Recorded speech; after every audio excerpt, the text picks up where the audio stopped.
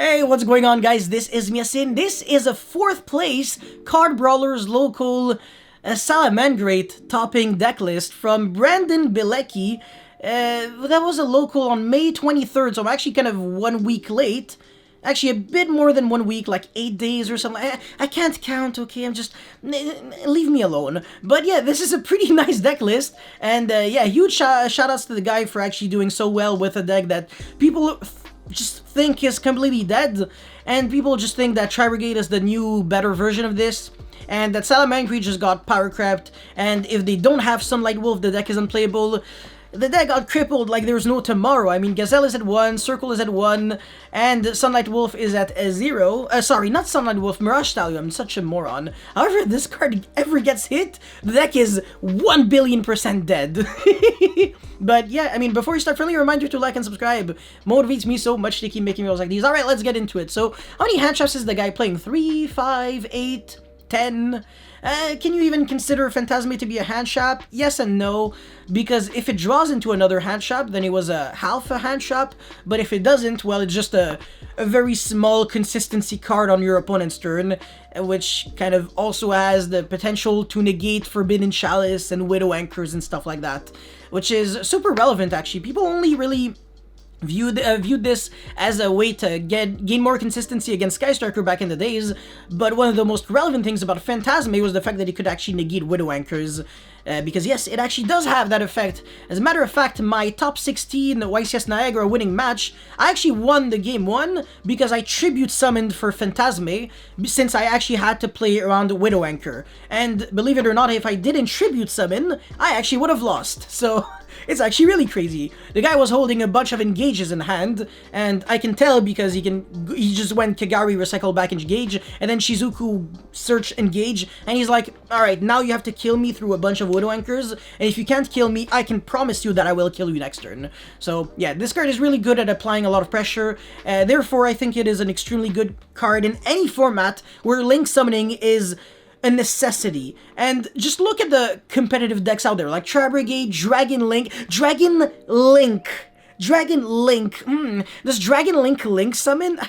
Even the Burlot Savage Dragon needs you to Link summon in order to get a negate, because otherwise you're not getting any Burl counters. It's really crazy.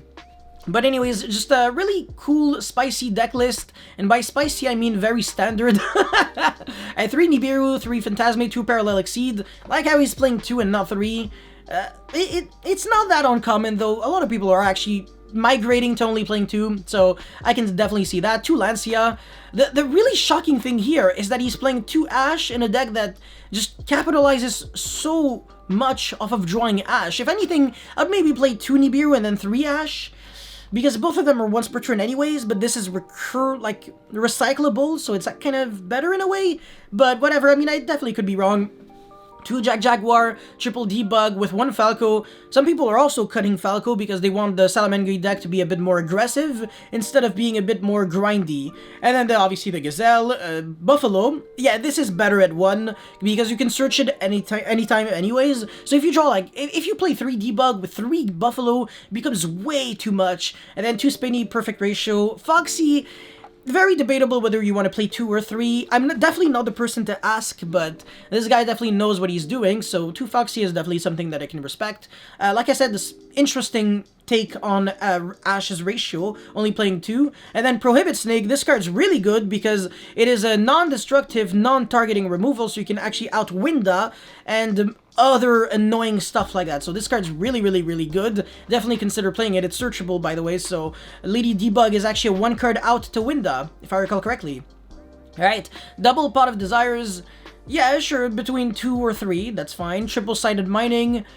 See, this is the reason why I maybe play 3 Pot of Desires, because if you go Desires, banish 10, as long as you're not banishing the end of the world, it's fine. Even if you banish Sanctuary, it's really not the end of the world. And if you draw, into another Desires and Silent Mining, the Desires isn't a brick, because then you just pitch it with Silent Mining, and you get another Cyberus in return, so it's actually pretty good. Alright, 2 Cosmic Cyclone. It really doesn't want to... Actually, well, this deck just doesn't lose to Mystic Mine anyways. Salamangreat Circle, the Double Whale, sorry, not Triple. I think triple is way too much anyways. 2 is probably really good. Sanctuary, 1 Rage, 2 Strikes, and then 1 Roar. I mean, yeah, 2 strikes, there's just no logic behind playing 1, 2, or 3 at the end of the day. Kind of, you're really just trying to squeeze in so that you don't go over 40, and obviously don't want to play Upstart Goblin because that would make you lose to Droll and Logbird for no reason, and Droll is seeing a lot of play. And this deck has Circle, so you can use it on the draw phase to search for a monster, and then Droll and Logbird just doesn't affect you at all. So I kind of like the fact that this deck doesn't really lose to hand traps too much. It does lose to Nibiru, but it doesn't really lose to Droll and Lancia, which is really, really important. Alright, for the extra deck, Baguska and Dugaris. Dugaris is not one card that we see often. We usually see Dweller being the rank 4 choice instead, but yeah, Dugaris, interesting. Alright, Mechanite Crusadia Evermax, definitely nothing new, pretty whatever. I mean, yeah, there's nothing much to say about that one. Access Code, also pretty popular. Transcode Talker, Unicorn, Phoenix, the Unicorn I never see, but yeah, no, I never saw Unicorn in a Salamangreat deck list in my entire life. That is shocking. Alright, but the thing is, he's playing Masquerena, and he doesn't want to only be locked into Summon Evermax. I think you definitely should be trying to play the Underworld Goddess of the Closed World.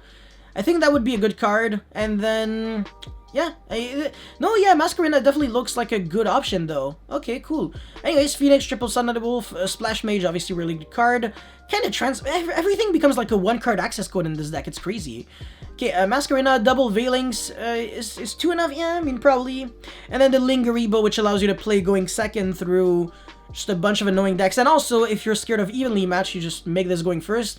Or if you're scared of getting hit by Imperm on your Parallel Exceed, for example, or something, instead of making Veilings, you make Lingeribo, and then you just play from there. He's not playing Gravedigger's Hole with Trapshakes Rafflesia, which is a play that you can do if you're actually considering it. But yeah, anyways, for the side deck, 2 Zooking Alpha. Now this card is getting better and better and better by the second. The reason why Zooking Alpha is so good is because, first of all, if people are playing Herald of Perfection over Herald of Ultimateness, you can just inherently special summon this, jump over the Herald, and then main phase 2, use the effect to bounce back something, and congratulations, you already managed to break their entire board with 1 card, and you didn't use your normal summon, and then you can use summon the Zooking Alpha again. So this card is really, really good, and people definitely aren't playing Vanity's Ruler anymore because Diviner of the Herald takes up your normal summon, and this card is really good against Dragon Link, and also pretty good against Tri-Brigade. If they don't have the Drancia pop with the Sharake summoned off of Revolt, they definitely aren't getting rid of Zooking Alpha. They only have a bounce from Shuanglong and negations off of Appaloosa, and both of them are 1,000,000,000% useless. You're not doing anything with them, so pretty good, pretty good. Alright, to Gadarla, this is because of the Wind Barrier statue, but since people won't be playing this anymore, I think Gadarla should probably be swapped into something a bit more relevant, because people are definitely not gonna play the Simorgh Link with Bear Bloom being a thing, since during the end phase, you can only summon Tri-Brigades, because obviously Bear Bloom locks you under Tri-Brigade monsters special summon only for the rest of the turn, which is a huge restriction. And yeah, Gadarla was only really good because of that. Apart from that, even the Fire Kaiju is better because you can recycle it back with Sunlight Wolf. Even though it's not good, it's still better. Anyways, Pankratops obviously has been historically good, just in Yu-Gi-Oh! In general, obviously. Yeah, and then the third Lancia, Duster, Called by the Grave. It's kind of, I have kind of like OCD when I see Called by the Grave in the side deck and not in the main deck, but I understand why. It's just ugly to look at, but I get it. Alright, 2 Twin Twister. Twin, by the way, there's another interaction that I kind of forgot about. Twin can actually be used aggressively against decks like Prank Kids, because the quick play spell to fuse, I think it's Pandemonium, can only be used during the main phase. I always knew that, but I just kind of forgot that this was something that Twin did that Lightning Storm and Evenly didn't really do too well. Because if you evenly them, they just keep Pandemonium, and when you start playing, you get Regeki'd, and they have 3 other monsters on the field, so it doesn't really do that much. However, a card like Twin Twister to get rid of probably just a Call by the Grave or something else, and their their thingy is actually really, really good. Their Pandemonium. So yeah, Twin Twister is definitely the quick play back row removal to play this format. I want to say that and Cosmic Cyclone probably, but this guy's smart and he's playing both of them. By the way, a fun fact, if you have Twin Twister and like, I don't know, a monster that you really want in the graveyard, but you don't necessarily have to discard it, and then like a duplicate, like a Second Desires, sometimes I recommend going Twin Twister, discard the Second Desires to destroy 2 back row instead of the monster, because if you get hit by Called by the Grave, you just feel like a moron. So that's a way. I think Jonas lost to... oh my god, what's his name? The Burning Abyss, Thomas Rose, in the YCS finals of something, I forgot. But yeah, he went Twin Twister, discard a monster, and then gets hit by Called by the Grave. I'm pretty sure it was Jonas who did that. Either him or Thomas. Well, it should have been one of the two, but probably it was probably Jonas. But anyways, that's it for the non-trap cards. And then one of Anti-Spell.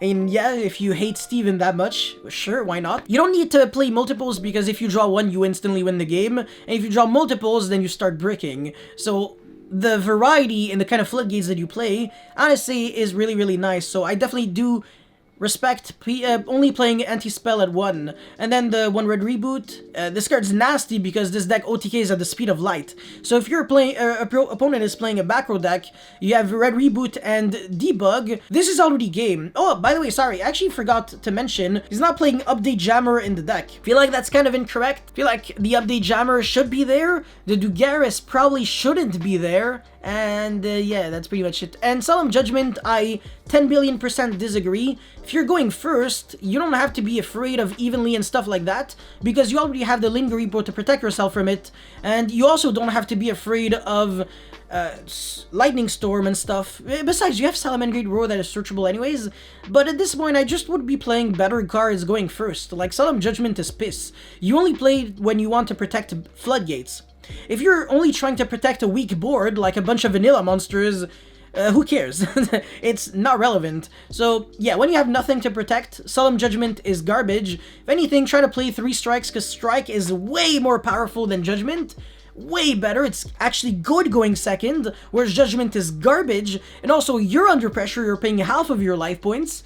And another thing is, you could be playing Different Dimension Ground, you could be playing Sanctum, you could be playing Trap Trick with more traps, but I actually don't recommend it. I think this deck list is already good to begin with, honestly. I guess you could be playing Imperm, you could be siding Skullmeisters, probably, stuff like that. Jewel and Logbird, probably. The Gadarla just doesn't really feel like it should be there. Not anymore, though. But yeah, the moment he got 4th place with the at the locals with this deck list, his deck list was definitely deemed to be quite respectable and correct at the time. But yeah, anyways, that's pretty much it for this deck profile of our boy Brandon. Is it? Yeah, Brandon Bilecki. So yeah, huge shoutouts to you, my guy, and yeah, thank you very much for watching. Don't forget to like, subscribe, blah blah blah, the beautiful package, and I will see you next time. Peace.